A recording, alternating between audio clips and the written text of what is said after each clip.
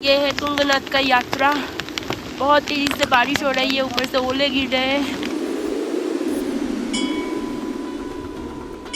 दुनिया का सबसे ऊंचा शिव मंदिर, 12,000 फीट की ऊंचाई, ठंडी हवाएं और अचानक से शुरू हुई ये भयंकर ओलावृष्टि।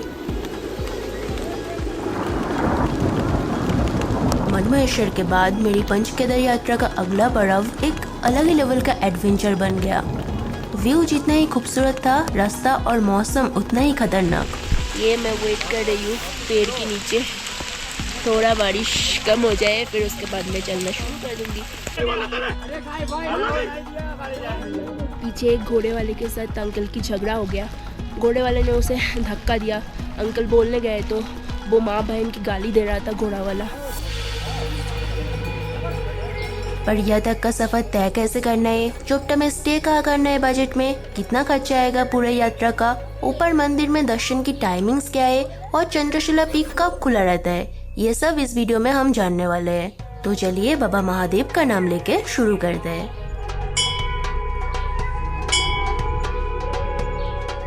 तुंगनाथ यात्रा की रूट मैप देखे तो सबसे पहले पहुंचना होता है चोपटा। चोपटा मार्केट से ही ये 4 किलोमीटर का स्टीप चढ़ाई वाली ट्रैक शुरू होता है। चोपटा पहुंचने की काफी सारे ऑप्शंस है जो कि आप स्क्रीन पर देख सकते हो। Take a screenshot. Main important चीज़ ये है कि अगर आप शेयरिंग में गाड़ी लेकर आते हो तो चोपता में दो पोर्शन है। एक नीचे है चोपता और लोअर चोपता जो भी है जहाँ पर कैंप साइट्स वगैरह है, और एक ये है चोपटा मार्केट। यहाँ से ही शुरू होती है तुंगनाथ की ट्रेक। तो गाड़ी आपको सीधा यहीं तक लाएगी और आपको यहीं पर उतरना है, ठीक है? नहीं तो आपको बहुत दूर तक चलना पड़ेगा, तो वो थोड़ा हेक्टिक हो जाएगा। चोपता को मिनी स्विट्जरलैंड ऑफ इंडिया कहा जाता है। हरियाली से भरे लंबे चौड़े बुग्याल, घने देवदार की जंगल और सामने विशाल बर्फीली पीक्स इस जगह को एक अलग ही मैजिकल वाइब देते हैं। यह चोपता मार्केट से ही तुंगनाथ और चंद्रशिला का ट्रेक शुरू होता है। नीचे बेस पर रुकने के लिए काफी सारी जगह है जिसके बारे में हम वीडियो की इनमें डिटेल में बात करेंगे। और अगर नीचे नहीं रुकना है और आपके पास भारी बैकपैक है तो आप उसे नीचे इन छोटी बड़ी शॉप्स में 100 रुपीज पर बैग के हिसाब से छोड़कर जा सकते हैं, क्योंकि आगे का रास्ता पूरी तरह से खाड़ी चढ़ाई वाला है। और क्योंकि ये दुनिया की सबसे हाईएस्ट शिव टेम्पल है, ट्रेक भले ही 4.5 किलोमीटर लंबा क्यों ना हो, पर ऑक्सीजन की कमी और ये कंटिन्यूअस चढ़ाई इस ट्रेक को बिल्कुल भी आसान नहीं बनाती। यार रास्ता तो बस 4 किलोमीटर का ही है, पर बहुत चढ़ाई है। ऐसा चढ़ाई तो मधमहेश्वर में इससे भी ज़्यादा चढ़ाई था, पर यह जो ऑक्सीजन की कमी महसूस हो रही है ना, मतलब बिल्कुल एक खालीपन सा फील हो रहा है अंदर।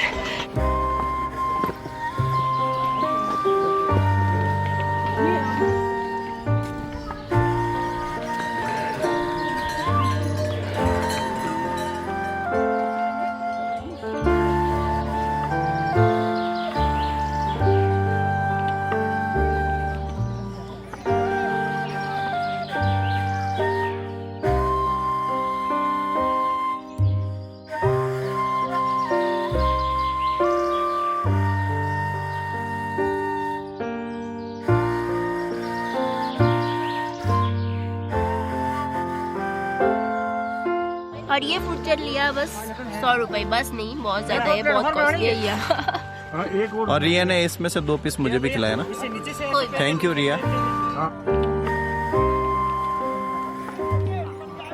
थोड़ी देर चलने के बाद ही एक बहुत ही खूबसूरत सा बुग्याल टाइप जगह आया है। हाँ, मिनी स्विट्जरलैंड बोल रहे हैं लोग इसे, पर ठीक है, अच्छा ही लग रहा है दिखने में। और यहाँ से रास्ता जा रहा है और भी ऊपर की तरफ, ये आप देख सकते हो, और भी ऊपर की तरफ जा रहा है रास्ता। अभी तो बारिश भी आने वाली है लगता है, और रेनकोट शायद मैं नीचे ही छोड़ के आई हूँ। रेनकोट कितने की है? जी रेनकोट 150 है, 250 है। ये पंचो वाला 150 है, वो वाला 250 है।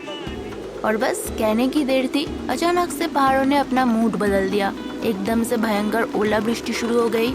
एक तो वैसे ही खाड़ी चढ़ाई और लो ऑक्सीजन की वजह से सांस फूल रही थी, और अब आसमान से सीधे बर्फ के पत्थर गिरने लगे। रास्ता एकदम स्लिपरी और खतरनाक हो गया था। बिना किसी शेल्टर के वहाँ रुकना और भी मुश्किल था। ठंड हद से ज्यादा बढ़ चुकी थी और हवाएं सीधे चेहरे पर लग रही थी, पर पीछे मुड़ने का तो सवाल पैदा ही नहीं हुआ था। क्योंकि ऊपर तुंगनाथ मंदिर तक पहुंचना था।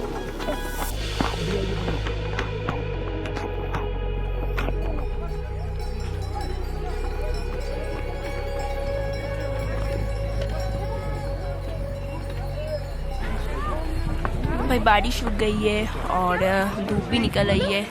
व्यू खुल रहा है धीरे धीरे। बहुत खूबसूरत व्यू है ऊपर से। और तुंगनाथ जो है ना वो 3500 मीटर ऊपर है, सी लेवल से बहुत ऊपर है। तो इसीलिए ये है हमारी दुनिया की हाईएस्ट शिवा टेम्पल।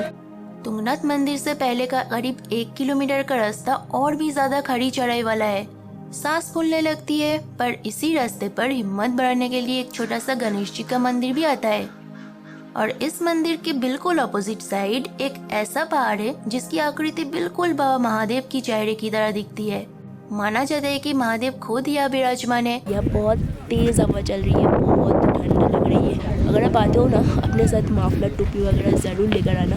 और ये मेरे पीछे जो पहाड़ है, कहाँ गया, हाँ ये जो पहाड़ है उस पहाड़ के पीछे ये बाबा तुंगनाथ की मंदिर। बस पहुँच ही गई हूँ, हो ही जाएगा। और लोग बोल रहे हैं कि चंद्रशिला बंद है, जाके देखते हैं। और ऐसे ही इस मुश्किल चढ़ाई और तूफान से लड़ते हुए फाइनली मुझे दिखाई देता है दुनिया का सबसे ऊंचा शिव मंदिर श्री तुंगनाथ महादेव।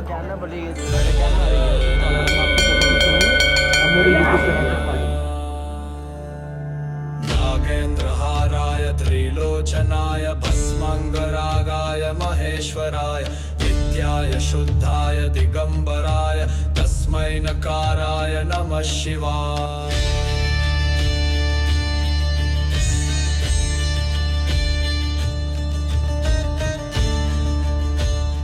दुनिया का सबसे ऊंचा शिव मंदिर होने के साथ साथ तुंगनाथ का इतिहास सीधा महाभारत काल से जुड़ा हुआ है।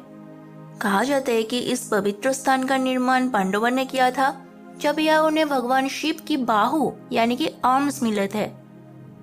इस ऊंचाई से आसपास का नजारा इतना खूबसूरत है, चौखंबा और नंदा देवी जैसी बर्फीली चोटियों का व्यू शब्दों में बयां करना मुश्किल है। भाई पहाड़ देख क्या प्यारा दिख रहा है।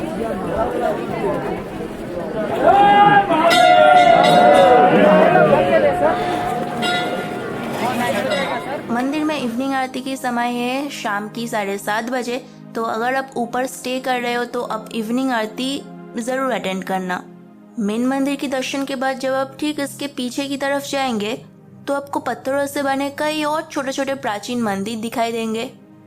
इस पवित्र आंगन में बैठकर ठंडी हवाओं के बीच मंदिर की घंटियों की आवाज सुनना एक ऐसा फीलिंग्स है जिसे ट्रेक की सारी थकान पल भर में गायब हो जाती है। और वो महसूस करने के लिए आपको खुद यहाँ पर आना होगा। अब यहाँ रहना खाना चंद्रशिला पीक की टाइमिंग के बारे में बात करते हैं। मेरा प्लान था ओरिजिनली कि चंद्रशिला तक जाना है। और चंद्रशिला जो है वो दोपहर की 12 बजे बंद हो जाता है। पर चंद्रशिला से जो भी व्यू दिखाई देता है वो यहाँ से ऊपर से भी दिखाई दे रहा है। पूरा 360 डिग्री व्यू आ रहा है। चौखंबा पीक, केदारनाथ पीक और भी काफ़ी सारे पीक्स हैं जिनके नाम मुझे नहीं पता, पर इतना ज़्यादा खूबसूरत व्यू है ना यहाँ से। तो हाँ, अगर चंद्रशिला नहीं भी हो पाया तब भी ठीक है, पर अगर आप आ रहे हो तो कोशिश करना कि चंद्रशिला से आपको सनराइज़ दिखने को मिले। मुझे 2 बहुत ही खूबसूरत चीज़ें दिखने को मिली है अभी। एक तो यहाँ की एक पहाड़ी बर्ड इतना कलरफुल था, बिल्कुल पिकॉक जैसा, बहुत खूबसूरत था। और एक यहाँ से मुझे रेनबो दिखाई दे रहा है। मेरा बहुत कंफ्यूजिंग हो रहा था कि मैं चंद्रशिला तक जाऊंगी या नहीं। चंद्रशिला तो सनराइज़ के लिए ही फेमस है।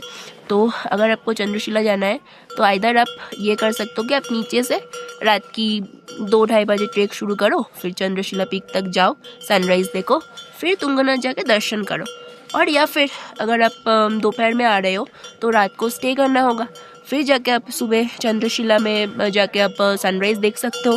पता नहीं क्यों मेरा अचानक से चंद्रशिला जाने से मन उठ गया, क्योंकि कल मैं जाऊंगी वहाँ चंद्रशिला, सनराइज़ देखूंगी, फिर नीचे जाऊंगी चामोली, फिर वहाँ से सागर, फिर शुरू होगा मेरा रुद्रनाथ का ट्रैक। बहुत हेक्टिक हो जाएगा मेरे लिए। तो मैं सोच रही हूँ कि सीधा नीचे चली जाती हूँ चोपता मार्केट तक, वहाँ स्टे लेके रेस लेके कल सुबह चामोली के लिए एक गाड़ी पकड़ लेती हूँ। वैसे मैंने ऊपर पूछा रहने के बारे में, तो उन्होंने कहा कि ऊपर बहुत बढ़िया सा एक होम स्टे था और बहुत बड़ा सा बेड था तो बोल रहे थे बस 1000 रुपीज़ पर पर्सन, और ऊपर बहुत बढ़िया नेटवर्क भी आ रहा था जियो का, एयरटेल का। पर यहाँ नीचे चोपटा मार्केट के पास भी मुझे एक डॉमी मिला, बस 12 लोगों का एक हॉल टाइप है, वहाँ एक बेड मिला मुझे। पर बेड 1000 रुपीज़ ही ले रहे हैं। नेटवर्क मेरा 0 आ रहा है जियो का। तो अगर आपको रहना है, कोई प्रॉब्लम नहीं है, तो आप ऊपर ही स्टे कर जाओ, फिर चंद्रशिला में सनराइज़ देख के फिर वापस आ जाना नीचे। ये था मेरा तुंगनाथ यात्रा, और इसके बाद मैं यहाँ से जाने वाली हूँ चोपता से एक शेयरिंग में गाड़ी लेकर मैं जाने वाली हूँ चामोली, और फिर वहीं से शुरू होगा मेरा पंच केदार का 4th केदार यानी कि रुद्रनाथ यात्रा, जो कि ये सबसे टाफेस्ट केदार माना जाता है इसे। तो चलो वहीं से मिलते हैं। कमेंट में एक बार प्यार से लिख दीजिए हर हर महादेव। बाय।